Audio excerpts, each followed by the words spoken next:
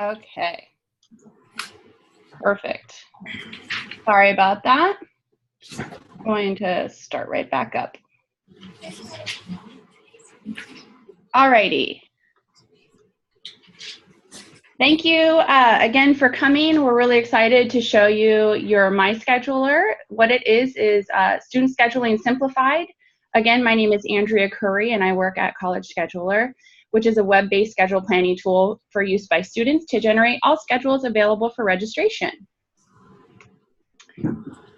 There's the old pen and paper method everybody's familiar with, and what we like to say is that it's flawed because it's time-consuming and frustrating. People struggle to include all of the needed courses, and they only see a fraction of the possibilities. For instance, if you have 5 courses with 5 sections each, you're going to get a combination of 3,125 schedule options, which is insane, and obviously you would like a software to do all of that crunching for you. How this is helpful for you as advisors is that it saves time when tasked to create schedules. Really what this is doing is taking a lot of the technical aspects of your job and helping students finding schedules and helping you focus on other aspects of advising. So St. Clair County Community College, as an academic advisor, I'm often looked upon to help students create a schedule. Sometimes creating a schedule is very time-consuming. College Scheduler has taken a normal 15 to 20-minute portion of an appointment and brought it down to a 2-minute process. It empowers students to schedule on their own. This is a big one. Dominguez Hills can attribute a 60% decrease in the walk-in traffic to their academic advising office when students need help finding classes to fit into their schedule. And successful orientation sessions that leave students and parents satisfied. So if you have experienced orientation before, we've had quite a few colleges say that students and parents will run out screaming and crying until they got schedule planner. So this has been a huge win for our 200+ colleges. Our motto here is friends don't let friends schedule by hand. So let's just go on into our demo, and I like to show just kind of a little scenario that we're going to run through today. This is Morgan, and she heard about her schedule planner, which you guys are calling MyScheduler, from her advisors. You are the biggest advocates for this product. You're going to be championing this to students, and she heard about this from her advisors. She also received some emails about this, and then she saw some signs on campus. You also have some handouts in front of you that will most likely be distributed throughout campus as well, and we recommend giving to your students if you have them available. And freshman orientation is also a big win for exposing students to the tool. What her goals are, her priorities this semester or quarter, are to fulfill some remaining gen ed requirements, add time for soccer practice or work, and explore sections her advisor mentioned.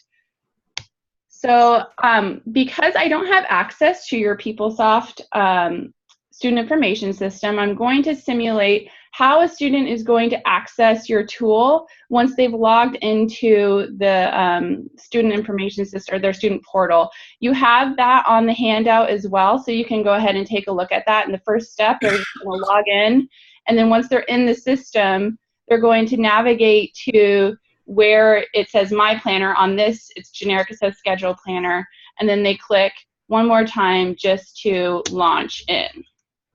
So now what I'm going to do is actually go into a demo of, let me make sure that we can view this, a demo of this. I'm logging in from the back end here so that we can show you a fresh environment. This is what your students are going to land on once they click that last button that you saw in the video. We're going to choose the 2017 fall quarter. Right now we're in the dev environment, as Candace mentioned. So this is this fall quarter has the most data in it for us to start kind of playing around with. Save and continue. What I like to do is I like to show everybody that You sort of work your way from the top to the bottom. So if you wanted to, you can go into this course status area and change it. Right now it's defaulted to open classes only, which makes the most sense for students looking for classes, but they can go in here and change it to open, full, and waitlist, or open and full. I'm just going to go ahead and keep it at open classes only. They can also change the session should they want to change that, and they can change the term, but like I said, we're going to keep it right at that 2017 fall quarter. And as you'll notice as we go through this tool, there's a lot of these informational boxes here which are going to guide people along their path. Of course, the first thing that students are going to want to do is probably add a course. So they're going to hop on into add a course page. They can select a subject, and you can see here it's quite a large list, but I'm going to select anthropology. And I'm going to do Intro to Biology, Anthropology. You'll see here that it shows your description. That looks good to me. And I'm going to add that course. That adds over here. You can click the information icon, and that will show you the information here as well. Another way that you can add courses, if your student is using some sort of planner, a degree planner, then that degree plan will be pulled into this area, and all of the classes associated with it will be pulled in here, and they can add from this degree planner. You can also search by instructor. Should a student have a favorite instructor that they definitely know that they want to take a class from, they can go into here, and then they can choose the instructors that they'd like to take. I'm just going to go on back to by subject and select a few more courses. What we're assuming here is that this is the first pass for this student, so we're going to select 3 courses and assume that they're only going to be able to register for 2 of them. All right, so I'm going to go to Art and Intro to Digital Media. And that pops in there. And I'm going to also choose Biology 20A.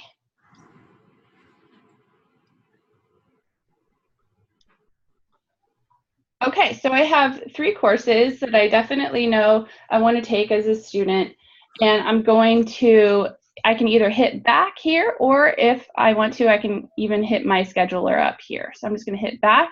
That takes me back to the home page. Now, what I like to do just in these demos is show how many schedules can be created with just these 3 courses. So let's just kind of get an idea of what that looks like. 23 schedules that the student has to choose from right off of the bat. We can, of course, go in and start looking at those schedules and seeing what they look like, but I'd like to show you a few more details and probably narrow this down just a little bit more, because students have things like breaks that they might want to put in here. Students may also want to refine their selections by going into this little cog icon here. They hit selections, and then they can see all of the different sections and labs that they have within that course. If they didn't want to, if they knew for sure they didn't want to take one of these, then they can uncheck it, and that won't be included in their schedule results. I'm just going to go ahead and keep those there, and I'm going to add a break. Because students usually have obligations, be it work or soccer practice or anything like that, it's normally work, then they're going to want to further refine their schedules based on those breaks. I'm going to set a break for work from 10 a.m. to 11 a.m. on Mondays, Wednesdays, and Fridays. Wouldn't we all love just to work 3 hours a week? All right, so I'm going to add that break, and we'll see now, just to make note, we do have 23 schedules here. So let's see, now that we've created a work break, how many schedules we can get to. So that narrows us down to 10 schedules, which is a really nice amount of schedules. It's not too overwhelming. And I, of course, can continue to add breaks if I wanted to do that. But what I want to do is just kind of compare some of these schedules side by side, just to get a quick little look at what they're looking like. It's kind of a crazy confetti looking page here. And it looks like, I'm just going to start with number 1. I want to dive into the details of this schedule. Now, as you can see, there's a lot more information here. So you're going to get your class number, your section number, your subject, your course, your seats open, your wait list, and days and locations and credits. It's also going to allow you to expand here, and this expansion is going to give you even more information. So it's going to give you session, your instructor, and the description as well. And then there's a note section here that says enroll in lecture and associated discussion section.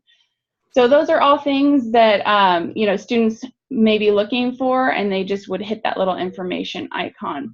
I like to note in this area that this this seat information is actually minute to minute updated, so it's not stale information. A student, when it says 18 seats open, it really is as close to 18 seats open as possible. So as soon as they can kind of click back into their registration cart and get into that class, the better.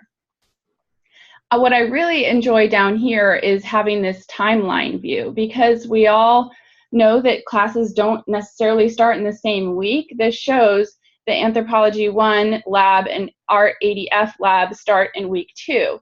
That way students aren't showing up to a class possibly in week 1 that hasn't started yet. That's a really nice visual for students.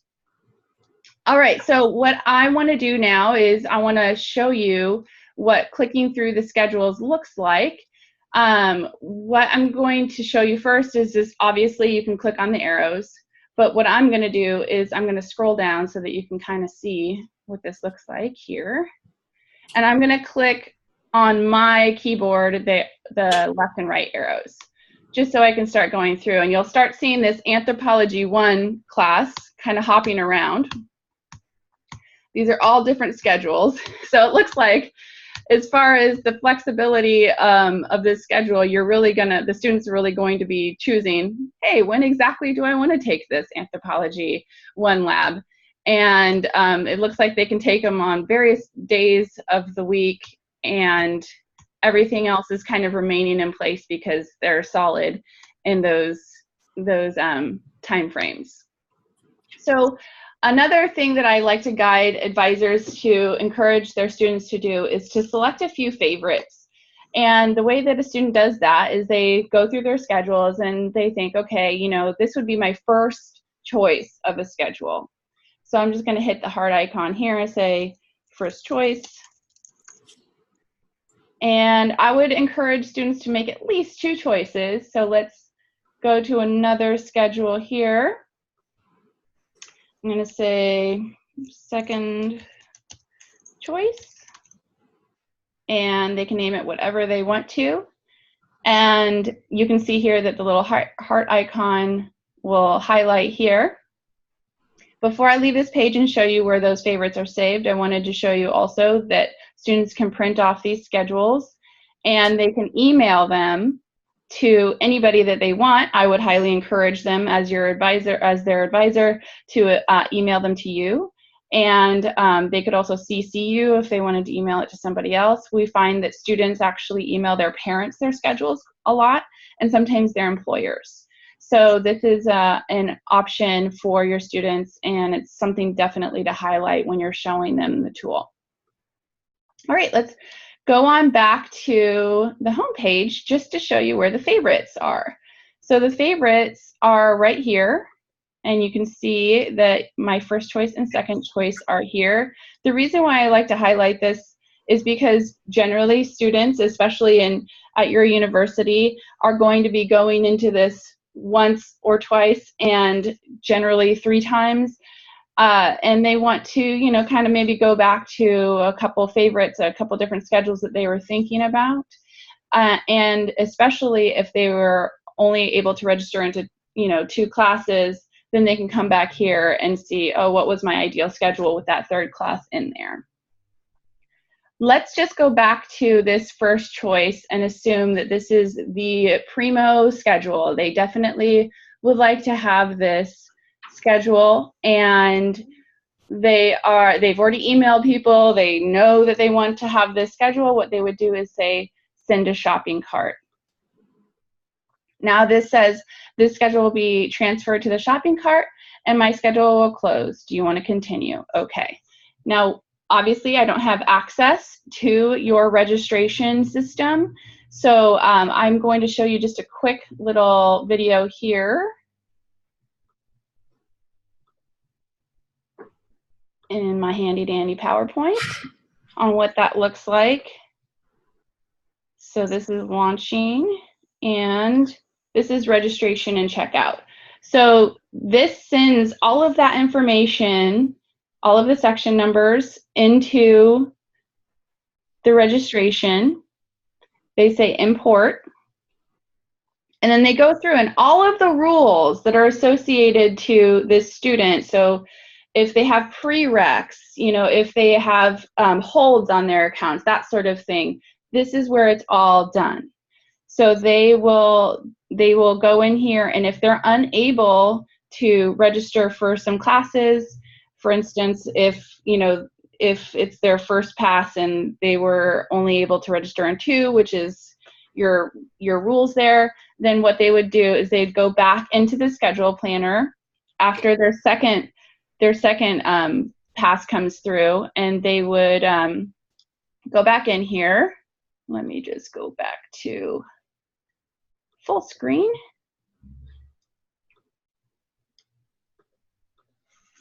I might have to log right back in. Hold on one second.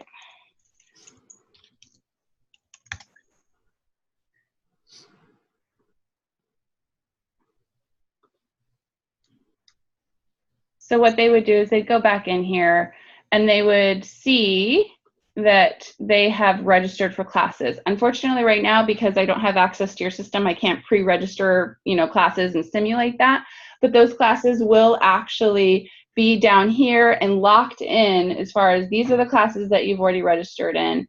And then let's, for instance, say that they got into art and anthropology, then they would want to come back in here and grab their biology 20A class for their second pass. And then they can build that schedule around that and then send that back to the cart, and bam, they're done. So that is the basics of Schedule Planner. And I have you guys actually unmuted. So if you have any questions, you might need to speak a little loud, or Gwen can maybe relay them to me. But I'm happy to take questions. Okay. You had mentioned that there was a spot where an advisor could put in a projected schedule for a student. Is that correct? There's the favorite section is technically, it's within the schedule planner, and that's for students to go ahead and use. What they would do is they can go in here and then they can email the advisor, and then that would start the email relationship. There is something called advisor mode for advisors to go in on behalf of the student and actually create schedules and save them for the student to go in and do that. I'm not sure if that's activated for your account, so but it's definitely a neat workflow. If that's something that you're interested in, I would say talk to Gwen and Candace about that.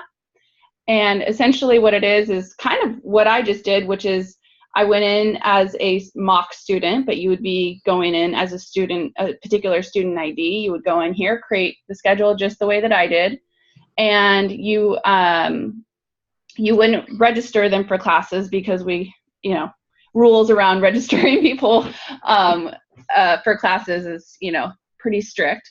But it would go in here and you could save them some favorites. They can come in here and then they can say, yep, I agree with that, and I'm going to complete the registration process on my own. At present, I understand we don't have that function. We don't have it turned on now, but that is something. But we're noting that. So if we were to turn that on, would the student be able to tell the difference between a class that would the student know where it came from? No. Sorry, I came from a school that had no scheduler, and no, like it looks just like this. So I have 2 questions or 2 suggestions. On the add courses, can they look up, or is it possible to add the function to look up via GE? That would be a possibility depending on how your data is set up. So this is all set up based on how your data is created and sent out. And it's potentially a possibility that Candace and Gwen could work with our team on working that in there. And the other thing is, in the description of the class, is there a possibility to maybe also add the prerequisites? Not just the description of the class itself, but also... We do have a feature request in for that right now. It's not a functionality that's available yet. Okay. Yeah, I think, again, that's another one of those, how your data is pushed in, and Candace, that's possibly something that we can push into the notes. So we'll just get with the dev team and see how that would work specific to your data flow. There's Just to piggyback off of what Danny was saying, on top of prerequisites, enrollment restrictions, so like if it's supposed to first years would be useful, and also if the course has a required concurrent lab, would be also something that would be useful to have in the description. great. So I think somebody's taking notes from your team, and we'll work on those. Yeah. Could you show us what it would look like in terms of class conflict, so that we know what that looks like? Sure. Sure. Actually, I was working with Sean. Shout out to Sean. I don't know where you are in the room, but but I was working with Sean, and we came up with kind of like the ideal workflow here. But we can just go ahead and sort of add some classes, and I'm sure just adding one more of these is going to create a conflict.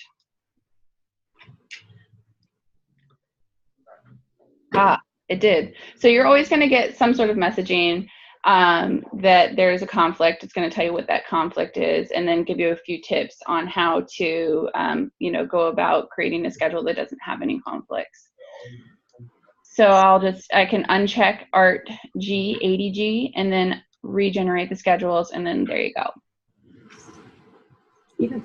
Can you view the schedules even if there is a conflict, and or still send that schedule to your shopping cart? And I'm asking this question because one of the things that we advise students to do is to put, even if you're only going to enroll in 3 5-unit classes, to put maybe 5 or 6 5-unit classes in their shopping cart, because some of those might be potential backups in the event that at the point that they go ahead and click enroll, one of the ones they were really hoping for was closed. And so sometimes it's okay for them to have 2 conflicting classes in their cart.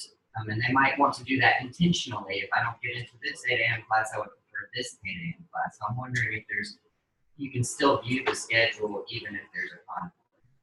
So as far as that goes, I think that's more of a workflow that would be something that you guys would use specifically. What I would do here is, because you can't get around just saying, we want to see conflicted schedules.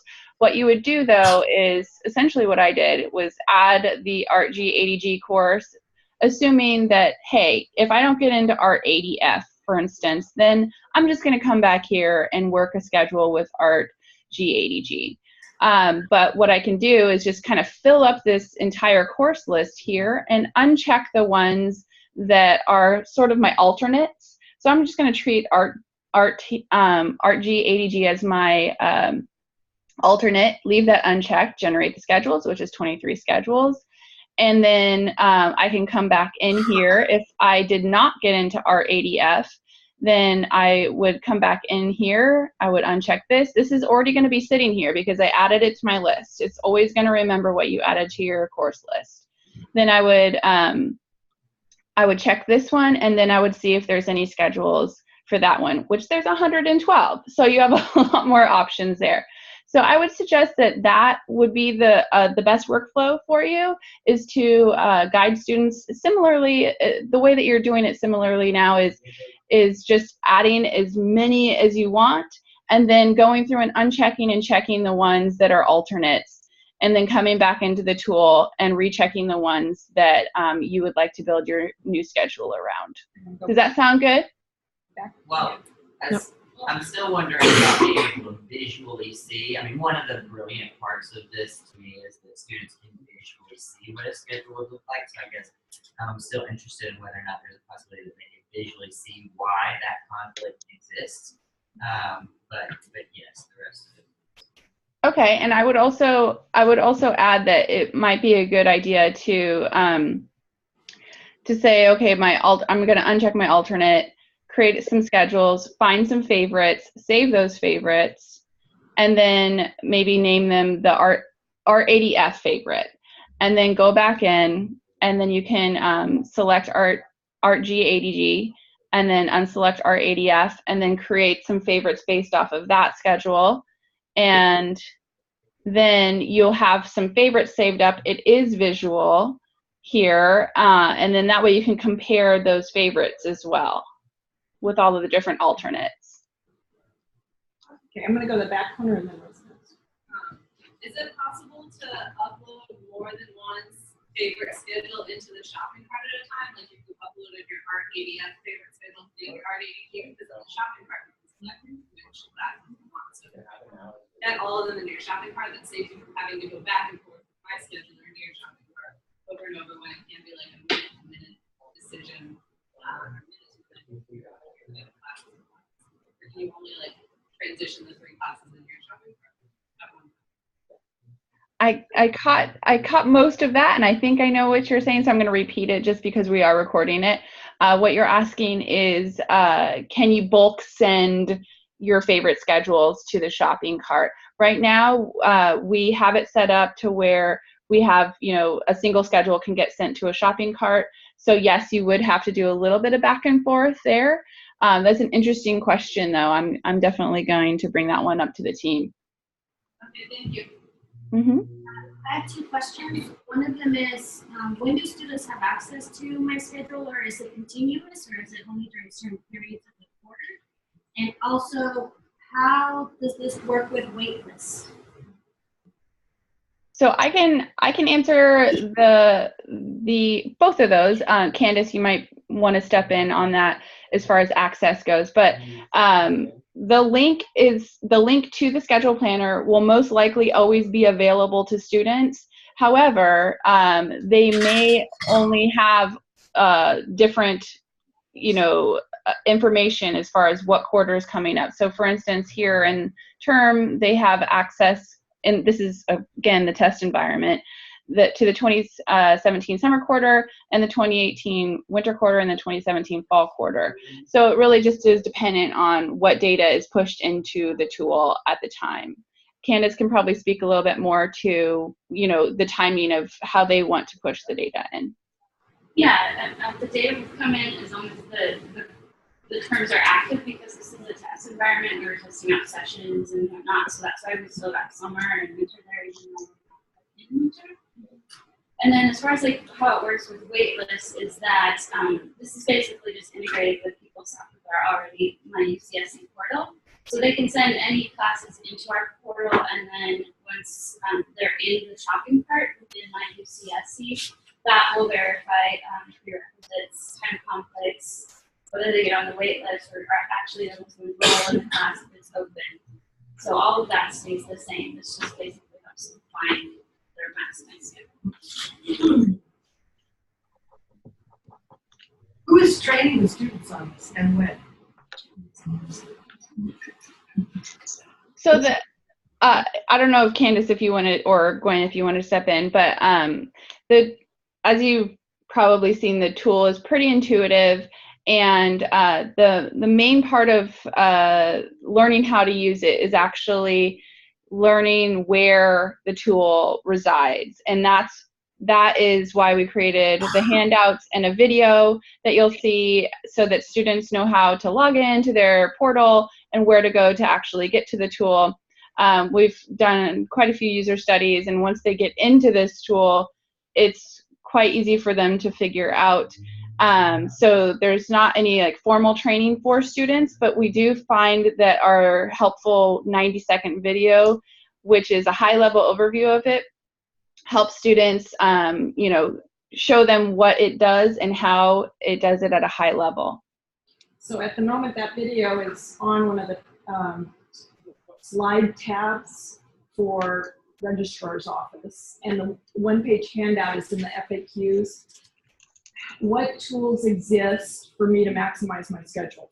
And then it hits, and you can get the one-page handout. We're kind of still in development mode, you can hear, so this is the first effort to train you all in this.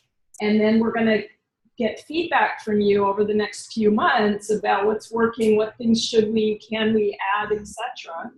And then we'll do social media and a push out on Facebook and Twitter and I don't know what else. We've got some, you know, ways that we can do it and marketing tools. So there's going to be a bit of a campaign about kind of blanketing this for the student population at large. But we wanted a kind of soft launch and get you all to give us some feedback about how it's working, how could it be improved, where are some pressure points. So that's like Andrea mentioned, it's really high adopted rate without doing a ton of marketing. I think students are going to catch on easier than we are, but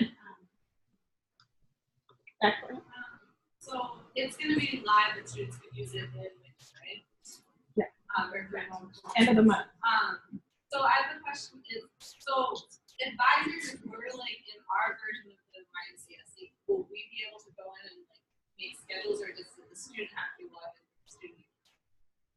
the student has to be logged into the student account now. I mean, we can revisit the advising access. My question is like, for example, we go into the core plenary and train students on like enrollment things. It'd be really helpful if we could like make screenshots or something like that to like be able to train them better, and we need to be able to like access it ourselves. Maybe when a student isn't necessarily in our office, we can do that. So we were very conscious about trying to not increase your workload, so we didn't turn off any of we didn't turn on any of the advisor access to it. We can certainly talk about next steps in going forward. So we are very intentional about not giving that access.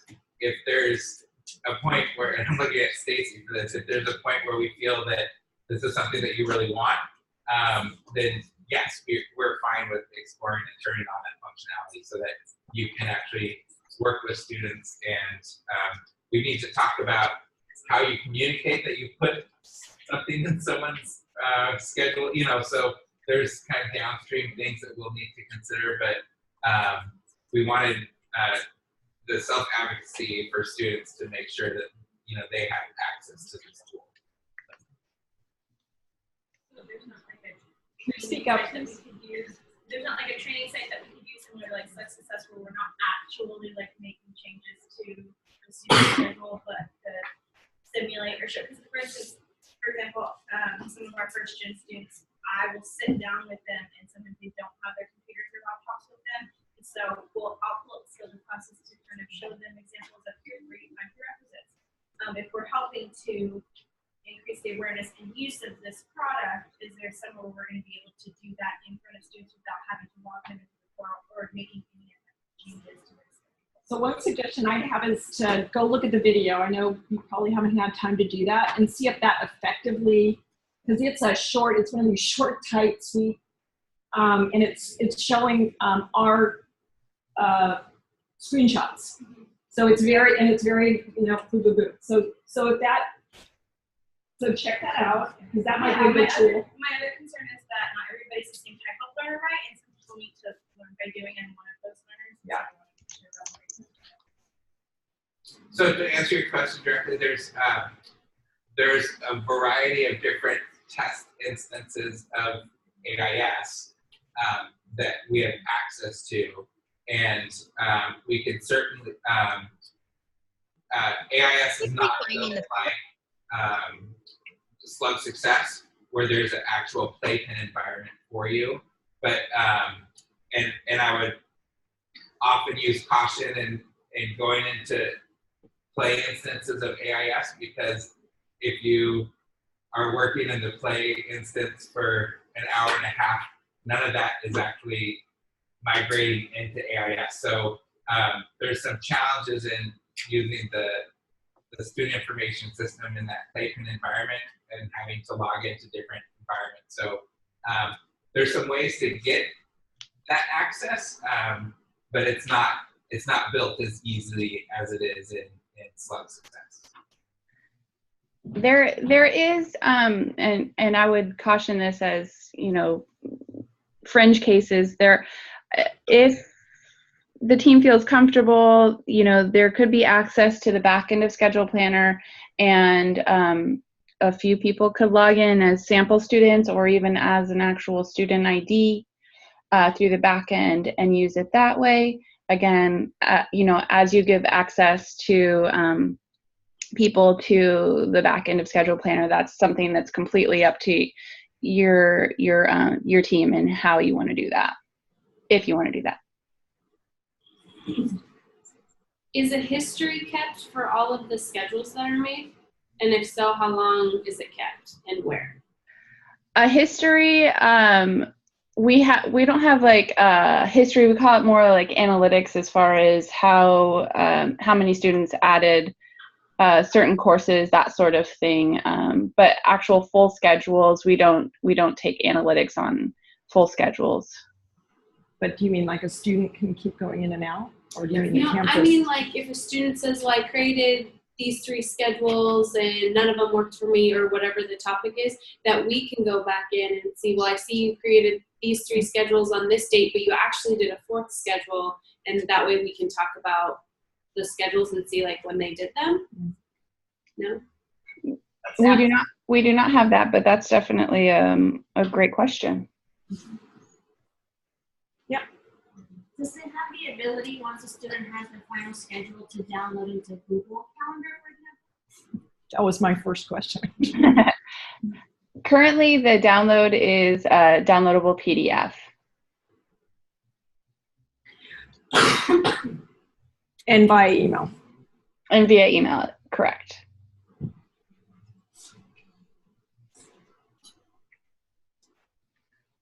Any other questions? So I don't know if you can see this, but this is the video. I could play it if you would like to.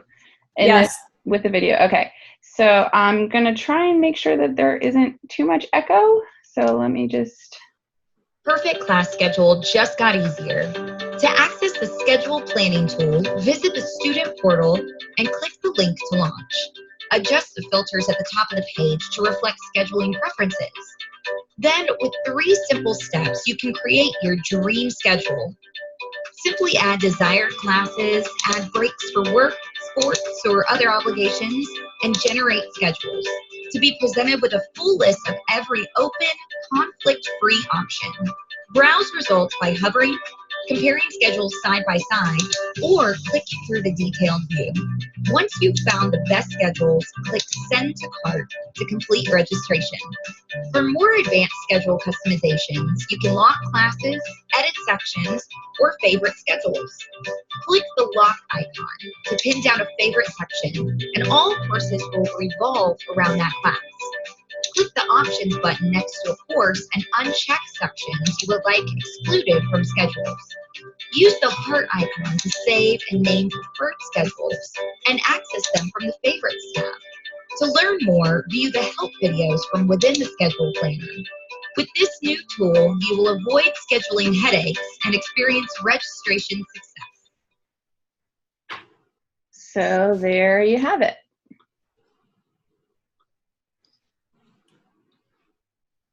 All right, any other questions? It looks like we're done. Thanks, Andrea. Well, thank you so much. I hope all of you have a great weekend. And if you have any questions, just filter them on through Gwen and Candace, and I'll be happy to answer them. Terrific. Take care. Right, you too.